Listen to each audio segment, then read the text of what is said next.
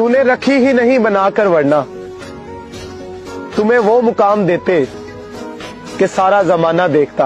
बताओ या चेहरे का दीवाना है तो कोई इखलाक का, मंजिल सबकी मतलब है, मोहब्बत कौन। मेरी कहानी सुनेंगे तो कभी प्यार नहीं करेंगे, मोहब्बत पे दोबारा एतबार नहीं करेंगे। तुम मेरे जनाजे पे थोड़ा वक्त से आना, मुझे दफनाने वाले मेरी तरह तेरा इंतजार नहीं करेंगे। तेरे बदलने का दुख नहीं है मुझे, मैं तो अपने एतबार पे शर्मिंदा हूँ। इतनी जगह तो बनाई होगी मैंने तुम्हारे दिल में, कल को मर भी जाऊं तो याद तो करोगे ना। वही है हमारे हिस्से में वो जिंदगी आई जिसे जीने से लोग डरते हैं।